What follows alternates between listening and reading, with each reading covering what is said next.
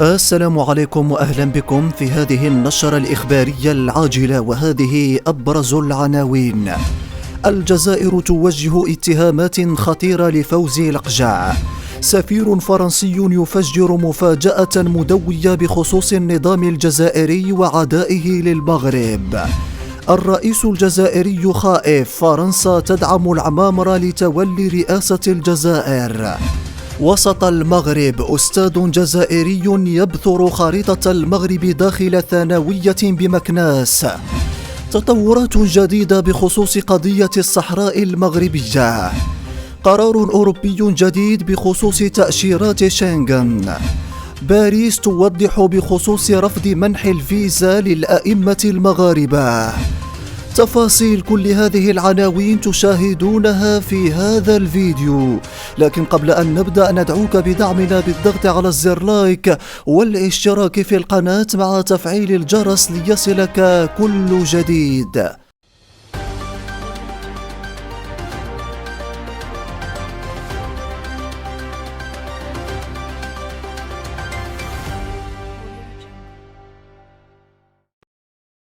أهلا بكم من جديد. يواصل الإعلام الجزائري حربه منذ شهور على المغرب في إطار صراعهما للظفر بتنظيم كأس إفريقيا 2025، وبعد تأجيل في مناسبات عديدة بدأت لجنة الزيارات التفقدية للمنشآت والتجهيزات الرياضية في الدول المترشحة لاحتضان الدورة الاثنين جولتها في الجزائر، وأبدى جزائريون تفاجؤهم لكون اللجنة لا تضم وفق المتعارف عليه في مثل هذه الحالات أعضاء من الاتحاد الإفريقي لكرة القدم. وكلف الكاف شركة دولية خاصة بالمهمة، ما لم يعجب الجيران الشرقيين للمملكة. وهاجمت وسائل إعلام المغرب في شخص رئيس الجامعة الملكية فوزي لقجع، حيث كتبت إحدى الصحف الجزائرية: المغرب وفوزي لقجع يلعبان خدعة قذرة على الجزائر. فوزي لقجع العضو المؤثر في اللجنة التنفيذية للاتحاد الإفريقي لكرة القدم، وهو مغربي الأصل، كان وراء هذه المناورات لحرمان الجزائر من تنظيم كأس الأمم الإفريقية. ومن جهته أفاد الاتحاد الجزائري لكرة القدم في بيان صحفي بأن الاتحاد الإفريقي لكرة القدم كاف عين شركة استشارات استراتيجية دولية للقيام بزيارات تفقدية للدول التي تم قبول طلبها، وقد تقرر أن تنتهي زيارة اللجنة للجزائر الأربعاء 29 مارس الجاري. وسيتنافس على إقامة كان 2025 6 بلدان مترشحة للاستضافة، هي المغرب والسنغال وزامبيا، ثم نيجيريا وبنين ملف مشترك، والجزائر وجنوب أفريقيا. وكشف السفير الفرنسي السابق بالجزائر كازافيه ديرينكور في مقابلة مع صحيفة جورنال دو ديمانش الفرنسية عن مشاعر الحسد التي يكنها النظام الجزائري للمغرب منذ عقود، حيث روى الدبلوماسي الفرنسي عن وقائع عايشها بنفسه. وتحدث الدبلوماسي الفرنسي في تصريحاته عن الزيارة الأولى لإيمانويل ماكرون للرئيس الجزائري السابق عبد العزيز بوتفليقة، موضحا أن الرئيس الراحل لم يستطع تحمل أن الفرنسيين كانوا ودودين للغاية مع ملك المغرب، لقد دفعه ذلك إلى الجنون حسب قوله.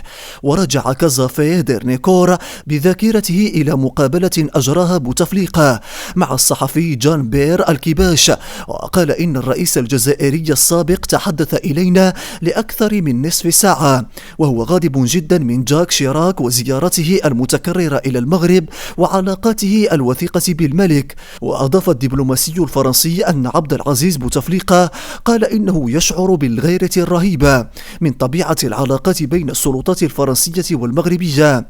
وكشف السفير دارنيكور أن بوتفليقة نفسه كان يلومه على التقارب بين المغرب وفرنسا، مضيفا أن علاقة المملكة المغربية بفرنسا باعتبارها الحليف الأول أدت إلى استياء متزايد داخل السلطة التنفيذية الجزائرية. وختم الدبلوماسي الفرنسي حواره أن الحسد الجزائري للمغرب ستبقى له الأسبقية على خلافاتها مع الإليزيه. ورغم إقالته لوزير خارجيته رمطان العمامرة، يبدو أن الرئيس الجزائري متوجس من دعم فرنسا له وتجهيزه ليتولى رئاسة البلاد مستقبلا.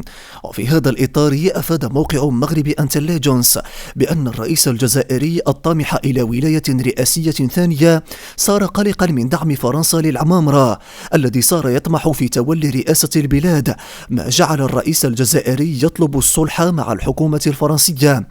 وشجع الوفد المرافق للرئيس الجزائري وفق المصدر ذاته على الإسراع إلى مصالحة إيمانويل ماكرون بعد توارد تقارير عن دعم فرنسي صريح لترشح رمطان العمامرة في الانتخابات الرئاسية الجزائرية العام المقبل.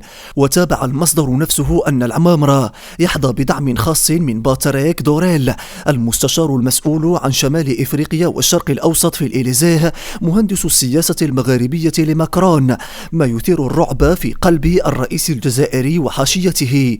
ويحظى العمامرة وفق المصدر ذاته بتقدير من لوبي دبلوماسي كبير في فرنسا يراهن في العام المقبل على وزير الخارجية الجزائري المقال الذي يتم تقديمه على أنه أفضل حليف محتمل لفرنسا، ما من شأنه أن يعيد الحيوية والديناميكية للعلاقات الثنائية. وعاشت ثانوية تابعة للبعثة الفرنسية بمدينة مكناس حالة غضب واحتجاج التلاميذ بعدما أقدم أستاذ جزائري بالثانوية على بثر خارطة المغرب من الصحراء. وأفاد الإعلامي والحقوقي رئيس التحالف المدني لحقوق الإنسان عبد الرحمن بن دياب عبر منشور له على الفيسبوك أن التلاميذ رددوا عدة شعارات مؤيدة للوحدة الترابية المغربية، وذلك احتجاجا على تصرف أستاذ التاريخ والجغرافيا الفرنسي ذو الأصول الجزائرية.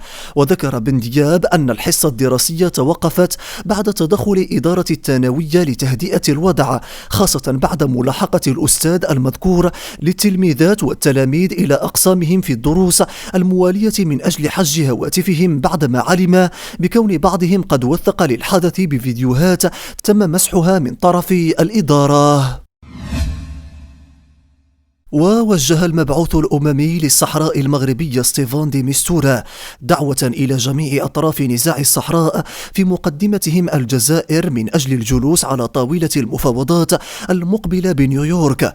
وقال المتحدث باسم الأمين العام للأمم المتحدة ستيفان دوجاريك إن دي ميستورا يعتزم إجراء سلسلة لقاءات ثنائية مع الأطراف المتنازعة في قضية الصحراء بمدينة نيويورك، وذلك قبل تقديم تقريره النصف السنوي لمجلس الأمن. وأورد دوجاريك أن هذه اللقاءات ستعرف مشاركة طرفي النزاع إلى جانب كل من الجزائر وموريتانيا، وأيضا مجموعة أصدقاء الصحراء. وسبق أن أجرى المبعوث الشخصي للأمين العام للأمم المتحدة لنزاع الصحراء المغربية ستيفان دي ميستورا محادثات ثنائية مع السفير الممثل الدائم لموريتانيا بالأمم المتحدة سيدي محمد لغضف، حيث همت آخر مستجدات نزاع الصحراء وتطوراته.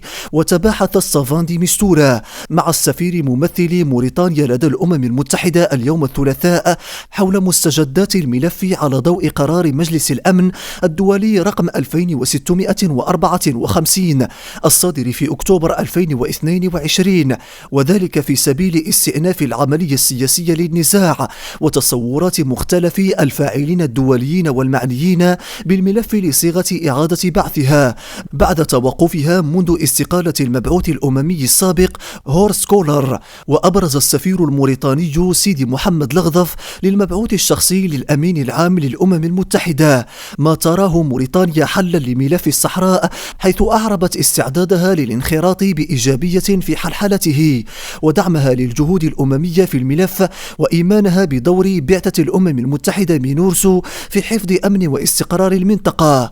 وشدد الدبلوماسي الموريتاني أن بلاده تتبنى موقفها إيجابيا يتأسس على الحياد والوقوف على مسافة واحدة من مختلف الأطراف. واعتمد مجلس الاتحاد الأوروبي اليوم الأربعاء قرارا يهدف إلى إطلاق المفاوضات حول رقمنة وتوحيد إجراءات منح تأشيرة شنغن. وذكر بيان للمجلس أن سفراء الدول الأعضاء وافقوا على إطلاق المفاوضات حول رقمنة عملية منح التأشيرة، مشيرا إلى أن الاقتراح يقدم إمكانية التقدم للحصول على تأشيرة عبر الإنترنت واستبدال ملصق التأشيرة الحالي بالتأشيرة الرقمية. وأكد المصدر أن هذه المبادرة تهدف إلى جعل إجراءات طلب التأشيرة أكثر كفاءة وتحسين أمن منطقة شنغن، مضيفا أن القواعد الجديدة المقترحة ستخلق منصة موحدة مخصصة لطلبات التأشيرة. ووفقا لهذا الاقتراح سيتم تقديم جميع طلبات تأشيرة شنغن من خلال هذه المنصة الإلكترونية، والتي ستنقلها إلى الأنظمة الوطنية ذات الصلة، بحسب البيان الذي يضيف أن المتقدمين للحصول على التأشيرة سيكونون قادرين عبر المنصة على تحميل جميع البيانات والنسخ الإلكترونية من وثائق سفرهم والوثائق الداعمة ودفع رسوم التأشيرة. وستسهل هذه العملية على المسافرين التقدم للحصول على التأشيرة وكذا جعل منطقة شنغن أكثر أمانا، حسب تقدير وزيرة الهجرة السويدية ماريا مالمر التي يؤمن بلدها حاليا الرئاسة الدورية لمجلس الاتحاد الأوروبي.